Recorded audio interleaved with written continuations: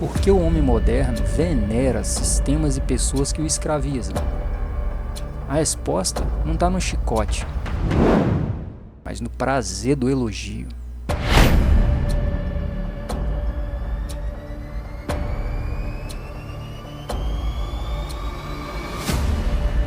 A adulação é o segredo número 1 do controle de massas. É a pedra angular de toda religião falsa, todo partido político messiânico e de toda seita de produtividade e de sistemas de treinamento que promete liberar seu potencial oculto.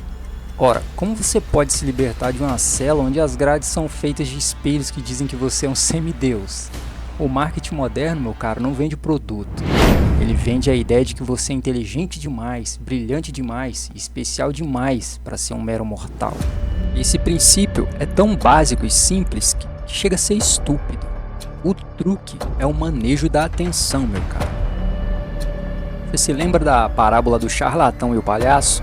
Enquanto o palhaço faz barulho e te lisonjeia, o charlatão limpa seus bolsos. Nós nos tornamos tão hipnoticamente otários e arrogantes que nos enganar se tornou muito fácil. Nos disseram que semideuses nunca são enganados. E a gente acreditou.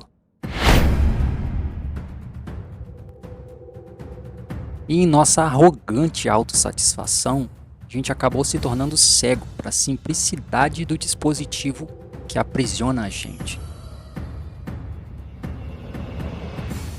E no auge da nossa arrogante autossatisfação, a gente acabou se tornando cego para a simplicidade do dispositivo que nos aprisiona.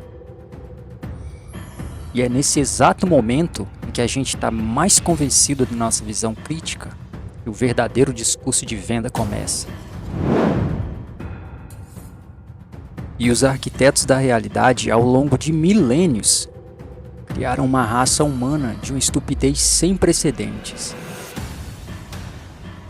Não se deixe enganar, meu caro, pelos diplomas na parede ou pelo acesso ao Google. Nós somos escravos cegos que foram ensinados a repetir a palavra liberdade como se fosse um mantra de proteção. Nós marchamos atrás de símbolos que fariam qualquer camponês medieval fugir em pânico absoluto.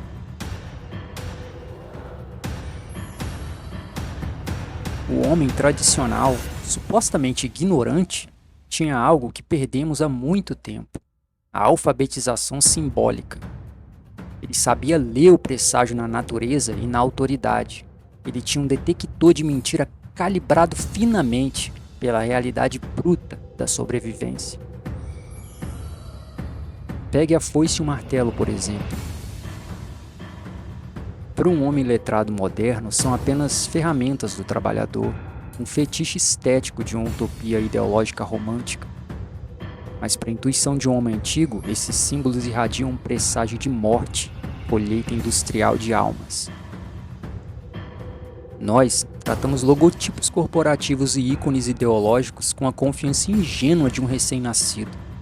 Aceitamos as smart chains porque elas vêm com uma interface bonitinha. Como já disse Jung, as pessoas não têm ideias, as ideias é que têm as pessoas.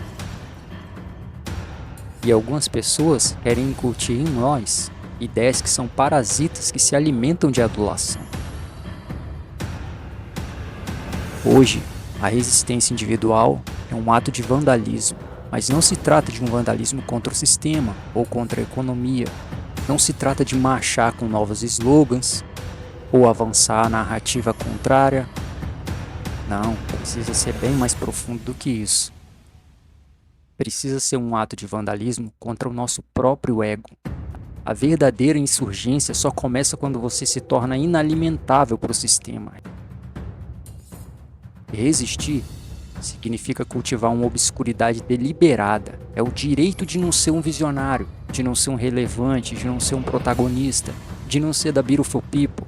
É ter coragem de ser considerado atrasado, obsoleto, por pessoas que vão correr felizes para o abatedor digital postando selfies pelo caminho.